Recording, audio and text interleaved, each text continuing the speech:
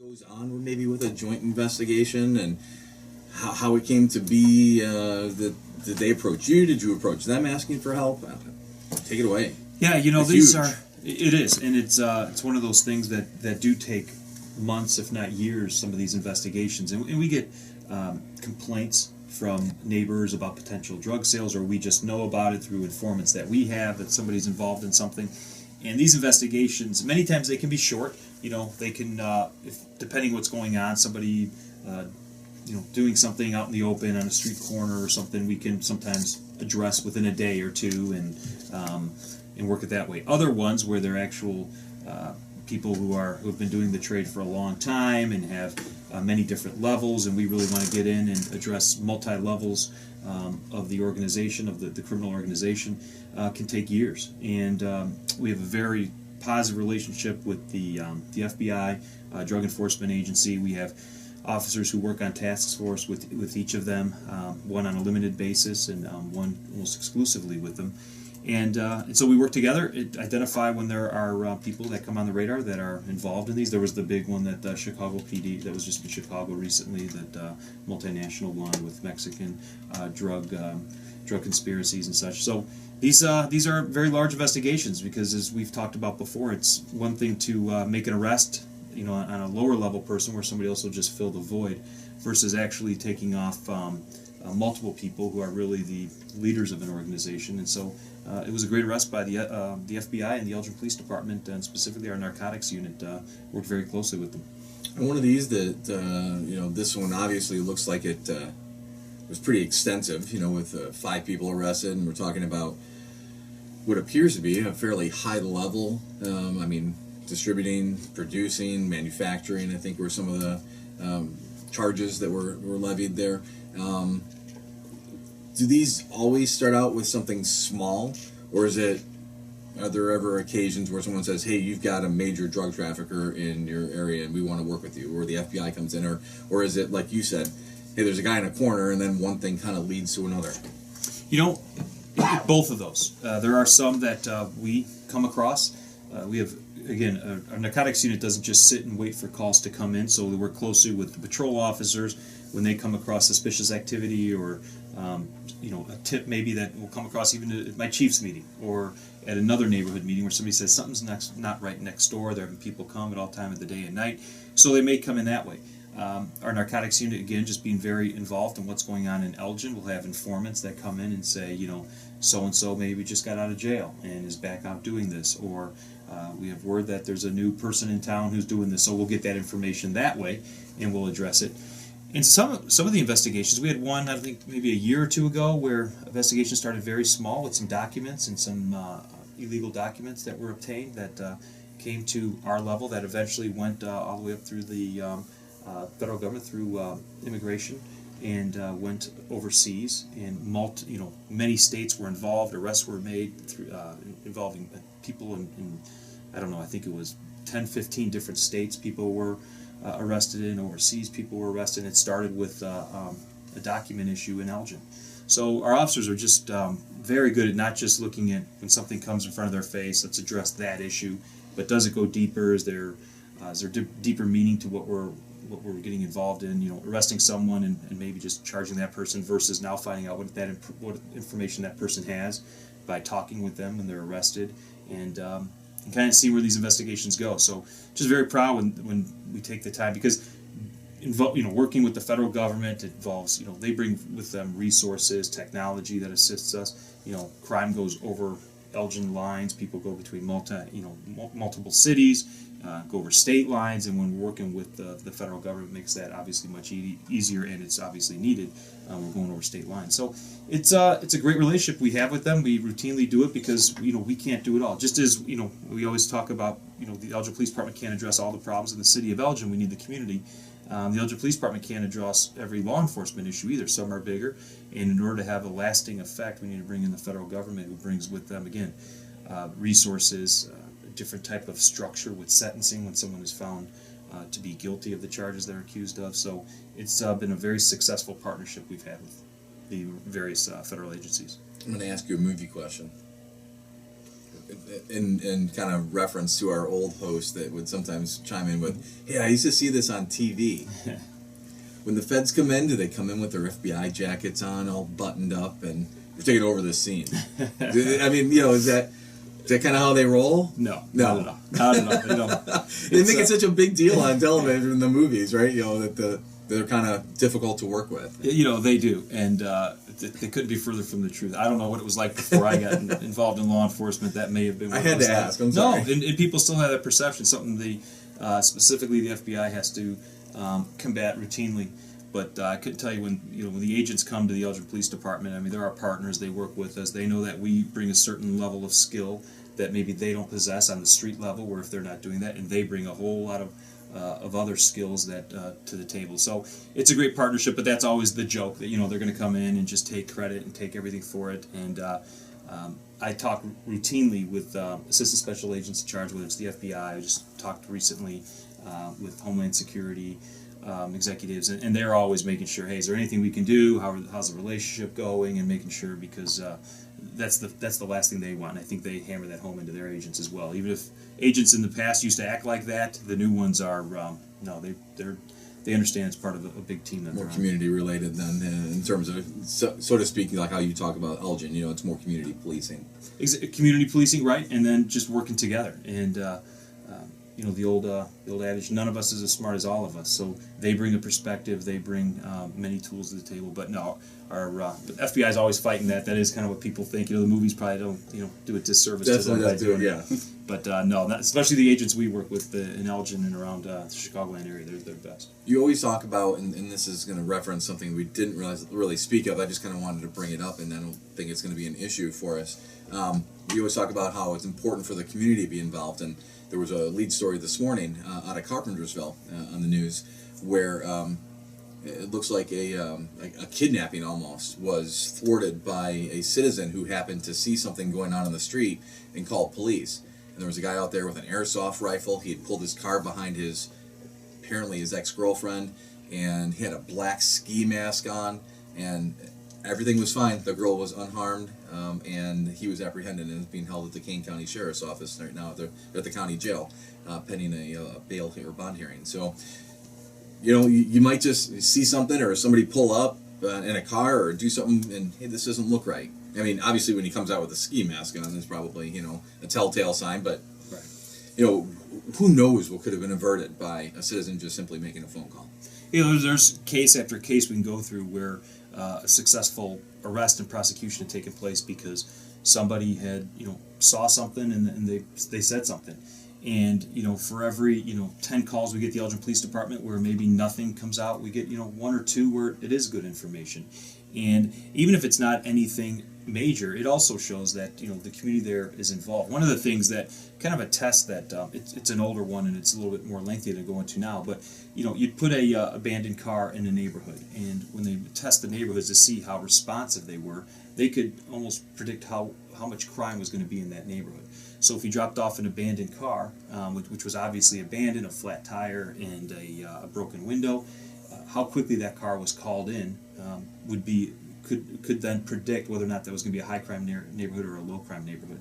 Because if people just accepted that and said, just another abandoned car, no big deal, it would mean other things would go unchecked. The people who were out late and maybe drinking and playing loud music, that might go unchecked. And then maybe there'd be some drug sales or fighting that was going on, then that would be unchecked. So all those things, unfortunately, it's a natural negative progression from minor issues that eventually become major issues versus the neighborhood that when that car is dropped off within a day or so, somebody's calling in. Now, having said that, I'll probably get some responses from neighbors. I called an abandoned car in my neighborhood, and you guys still haven't done anything. But there's still a process that has to take place. That somebody maybe is on vacation, so we don't tow it up and crush it immediately. But we do put a sticker on the window and work it through. But the point of the story is just that a neighborhood really decides what level of crime they want in their neighborhood. Now, having said that, obviously, nobody wants any crime, but if everyone stands up, if everyone says no, we're not going to do that, we're going to have a block captains meeting, we're going to get we're going to come out together, we're going to do a neighborhood walk, let's do citizens patrol out here, let's get some flashlights, let's call and everything that goes on. Those neighborhoods generally can see a quicker turnaround than One of the things what do they say? It's you'll never change what you accept. And so if you accept bad behavior or just say nothing will ever change, maybe nothing will change. But the neighborhoods that really get together and call us and partner with us, we've seen dramatic changes in neighborhoods. Talking about engagement with citizens and stuff like that, there was an incident that happened outside of Elgin. It does involve an Elgin woman, but I don't think that's important in terms of bringing you into this. But in terms of the engagement part, there was a woman recently that operated an animal rescue and had 2 different locations within Kane County, and someone had sent a report of a dead horse on a farm. And upon further investigation, there were multiple horses and other animals that were improperly cared for. It looks like the woman may have just become overwhelmed with trying to deal with this, and lack of food, lack of water where the water was frozen. There was about 100 volunteers that just went out. I know some Elgin residents went out to try to move some of these animals and transport them from one of the farms anyway to an undisclosed location, and this is still pending and hearing. But to your point, I mean, who knows how many more animals could have died if somebody had just not said something, or maybe waited another week, or somebody else has got to have called that in already, and now I'm not going to bother them with it, because I know that's the mindset, right? I mean, I do that all the time.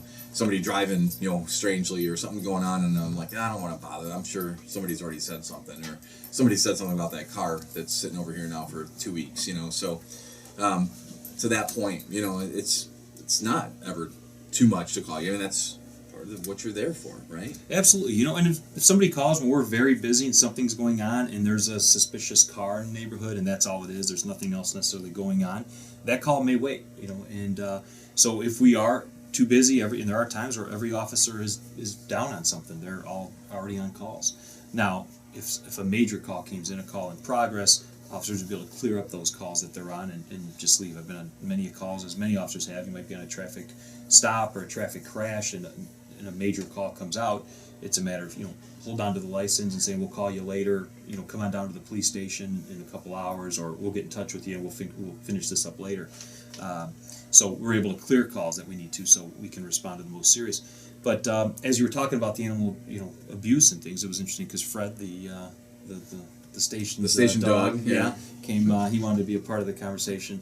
But we, especially our animal control officers, they really spend a lot of time working with residents. Many times it's education, sometimes it's enforcement, and other times it's instances like this where somebody does need help, and the animals need help. And so I know our officers are out there as well, assisting with it, not only with on the law enforcement side, but also just to care for the animals, to get them to where they needed to go.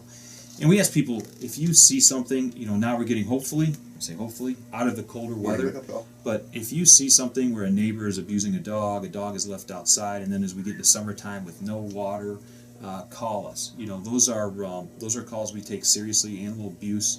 And then getting in further, if there's any type of fighting that goes on, dog fighting, those type of things, we don't come across too much with puppy mills. But if somebody is, having litter after litter and multiple dogs, and the conditions aren't right, I mean, we need to know about that, and the animals they need to be protected as well. So give us a call. I know we have many officers, specifically our animal control, who take this very seriously, and we will take the time. We're never too busy to help out an animal who needs some help. I know Civilian of the Year, James Rogg, heads up the animal control division for you guys.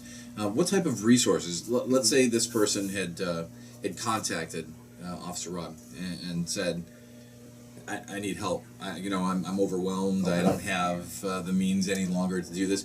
What type of resources does he have, or does the Elgin police have? And not this case specifically. Let's say it happened within Elgin. How can you direct them? Where can you say, okay, we've got this, and this. What do you have available to them? Yeah, he has. I probably wouldn't give it justice all the resources he has, but specifically, we work with our dog hospital. I'm trying to think of the vet right now. Gulf Rose. Gulf Rose. Yes, thank you.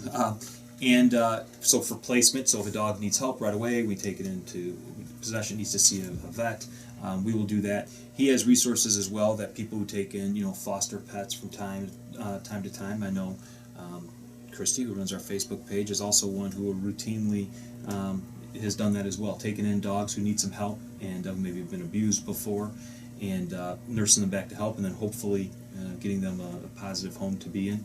So we'll work with, depending on what is now, the Elgin Police, if somebody called and said, we can't really care for our horse anymore, we'd probably be struggling a little bit trying to figure out where, but there are those types of rescues out there as well for larger animals versus the very, the small cat and dog. And it's a very expensive program that we're involved in. Our animal control, it was brought up at our last city council meeting. We just signed the contract with Golf Rose, and it's caring for animals, the vets that then actually taking them in, and if they stay there for weeks or months, it's expensive for the Elgin Police Department and also ultimately the taxpayers of Elgin to run an animal control program. For this case in particular, the King County prosecutors asked for bail, which has the judge didn't decide on yet, to be set at $36,700, which they figured would be just about 1 month's worth of care for the animals, the number of animals that were. So $36,000 for a month. To your point, if this is an expensive endeavor, that's a month's worth of care for these animals. That's just 1 month, right? Yeah, yeah, it is, and that's why when we're out there, we spend a lot of time on education with it, making sure dog owners abide by the leash law, and then also their dogs are chipped, because we can bring them to the station and we have a chip reader and we can do that and get them right back to the person quickly. Then we don't have the expense of driving them out to the animal shelter and then dropping them off. The time and gas that takes, versus just holding on to them a little bit and making contact and say, hey, we got your dog. We got your dog, and then they're usually very excited, and then we have them here at the police station. They don't have to drive to pick it up. So we do that a lot. We've actually had a couple, at least one I know, successful Facebook posts with, we found a dog, and Christy would take a quick picture, put it on Facebook, and say, now we're approaching, we're going closer to 4,500 different people who follow our Facebook page, and we're hoping that grows. But if I see a dog at the front desk that we're holding on to for a little bit, I'll say, make sure we get in touch with Christy. Let's put it up on Facebook. And if everybody forwards it, or more people like it, we can get it out to 10,000, 20,000 people in a matter of 10, 15 minutes. If we had to on major instances. So it's one of those things. It's some people think everything else comes first and then animals. Obviously life, those types of things. Human life is going to come first, but it doesn't mean we can't do multiple things at a time. And we take cruelty to animals very seriously. And pet owners who can't seem to handle the basics of making. And again, I'm not talking about this case because I know nothing about it. I'm just talking about when I've been to scenes or heard about the cases we're handling the Elgin Police where a dog is left out. It's 20 below zero with a wind chill, and they've got no shelter out there. It's that person really shouldn't be owning any pets anymore. You mentioned pictures, and I overheard Derek taking a telephone call. Mm-hmm. And I thought I heard you say picture. Did you have a question for Chief Swoboda? Yeah, I had a question from a listener. Actually, I thought that was a nice segue. I'm like, wow, I'm going to jump in right here with these pictures. I took a call from a listener. He's curious to see if you or if the police department would take cell phone pictures as evidence, because he's seen multiple times people at railroad crossings, especially, go around buses, go under things, and pass buses with the stop sign. When the bus, and that's a new law for this year, you cannot pass no matter what when that bus stop is stopped with the stop sign out. And he's caught people with his cell phone camera. And if you were to turn the evidence in, would you guys do anything about it regarding the person in the incident maker? The word evidence raises the level of what we would do with that. But would we take that information? Absolutely. Would that then spark a conversation, and especially if it has a license plate, which then we can do, because many times it's just a matter of using also the bus driver's word. So the evidence may be something to just corroborate what we have. But a video of someone going around a gate, down at a railroad crossing, and we can see the license plate. We would encourage people to contact us with those type of things. And as things are going on, we have our technical investigations unit, and I talk about it all the time. In fact, one of the things I want to hit on before we leave is we have that new security through surveillance class coming up. Check our website; it's coming up here in the next month. And technology has gotten so much cheaper for cameras. Everyone's got a camera now on their phone, and we don't. You don't always need to get involved. It used to be, they used to sometimes tell people, always have a quarter in your pocket so you can call the police, and maybe that was before now. You think it would be free to call the police, but I don't know. Sometimes I've never needed the quarter, but You call the police. Now everybody's got their phone, and maybe something's just not right, and there is nothing unlawful for a person taking a suspicious car that's out in front of their house. And they've got their camera phone and say, what is this car doing? And they want to take a picture. Car's parked, on a street, on a public way. There's no expectation of privacy on that car. Now, we're not asking people to go up and videotape the contents through the window, get that involved. But if they see something going on that's not right, everyone's got a camera now. Everyone's got a recorder on their phone. I told my wife, and if there's ever an accident, a small accident, people are going to move off the street. Hey, let's get out of traffic. Take some snapshots. Take a few as you're getting out and talking to the driver. Okay, let's move the car. Here's how they were positioned. And don't just take bumper to bumper. Back away so we can see exactly where it happened in the roadway. Take a picture or two and then move it forward. I've seen some road rage instances that weren't sure how they were going to go off duty, and especially if I had somebody in the car. I tell Laura, start getting some video on this, because the two cars in front of us are going side by side. They're yelling at each other, and it's like, okay, this may go real bad real quick. And we're just driving right behind them, and we're sitting in our car, not doing anything else. And just if nothing happens, then nothing happens. But it's just one of those things. We can all be very good witnesses these days. There's really no excuse to not contacting the police department, and if you can, from a safe distance, if people can capture what's going on. We just had a fight call that. Our gang detectives were able to, I think, make multiple arrests. I want to say close to 5 arrests based off of a YouTube video. Somebody was driving by a location in Elgin where a fight broke out in the street, and they just stopped and started videotaping it from a safe distance. And then they, I believe they put it on YouTube, and we were contacted, and we were able to identify who the people were fighting in the middle of the street, and went out and made arrests on all of them. So there are ways we can all be very good witnesses, and I think that's and when we talk about crime going down now with the numbers, with some of the things that we're doing, and not just we, but all policing and technology, I think one of the ways that we will drive down crime in the future is just the idea that pretty much everywhere we go, who knows how many years from now we'll be able to see what's going on. There's some things going on now, like Europe seems to be really ahead of the U.S. on this curve with like the dashboard cameras on cars. I mean, just regular cars. Just regular cars. And I know you can get them anywhere now, but I've seen so many videos on YouTube where, like, why does this guy have a camera on his dashboard recording that? It doesn't seem. But I guess that's to that point is they've gotten so much less expensive, so much more prevalent that anybody can do it now, right? They really have, and you're right. The more people we have out, just being kind of almost, it's not really a natural surveillance, because that's meant to just be after natural surveillance is a human relations type term, where just as windows over your sink can be a way to just see what's going on outside while you're doing things like washing dishes or doing something as you're cooking. You're looking out into a common area, in apartment complexes and things. Those types of things reduce crime. As we start having more and more video, I believe we'll be having less and less. We'll at least be able to identify people more and more. And we just had a supervisors meeting in which we talked a lot about the idea of crime and how much there's always this debate. Can police reduce crime, and how much can they reduce it? I'm a believer, absolutely. Having police are a big part in not just arresting people, but actually preventing crime from occurring. And many times you can't stop that very first crime. But what you can do is stop crime 3, 4, 5, and 6. If that first crime occurs and we're able to identify who it is quickly and get them arrested and put them behind bars before they're able to go out and do crime 2, 3, 4, and 5, we've just prevented multiple crimes from occurring.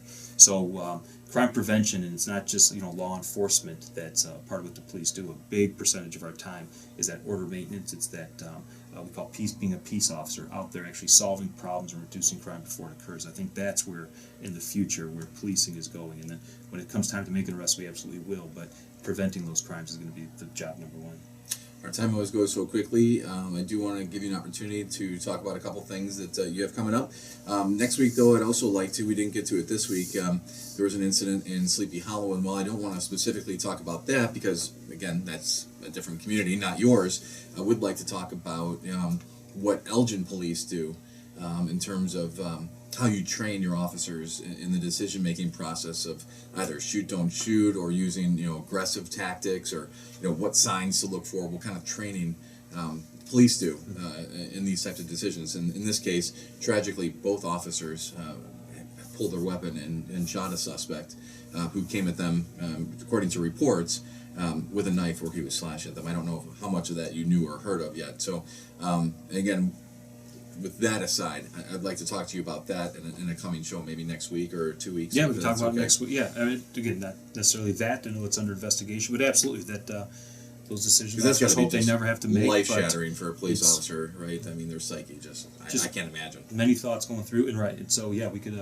That's probably a whole show worth of Good, things we can do going on. Things coming up just with the police department. Refer people to the website. Our security through surveillance is coming up. I know our Citizens Police Academy is also coming up. And last night, I was there late. I know our CERT team was training last night. The police department has the community emergency response team, and Karen Flanagan was out there, was working with them, getting ready for the disaster drill that things are going on. How to help people, first of all, help themselves and their family, and then help the community when disaster strikes. And disaster can be, everything from a tornado to flooding that happens. That's coming up to soon. somebody just breaking their leg and waiting, for an ambulance. What types of things can occur. So Karen Flanagan's doing a great job with our CERT program, and I think that's. Looking over Chris, I think that was about it. So. St. Patrick's Day is coming up, so Any enforcement zones? Anything? we will be out. going? We will be Yeah, out in figured. force and ask people to be smart. Take a taxi if you drink too much. And I know I'm looking forward to my father-in-law Rick. He does the best corned beef and cabbage around, so give him a little shout out. So I'm looking forward to that once a year. So yeah, everybody have a fantastic. I don't know if we call it a holiday weekend, but it's definitely Sure. it's a Derek's great heeding time. your advice. Spring is here. He's going downtown tonight, taking a train and staying out with a friend. So Nice. Yep. And taking the train, leaving the car home. It's good. St. Patrick's Day means to me that spring is finally here. So. Almost. It's Yeah, please. it's here. It'll be like Come I'm going with anytime short now. sleeves today. I'm 42. comfortable. Yeah, all right. I like that. All right. Thanks, Jeff, for coming in. Thanks for everything. Thanks, guys. You're listening to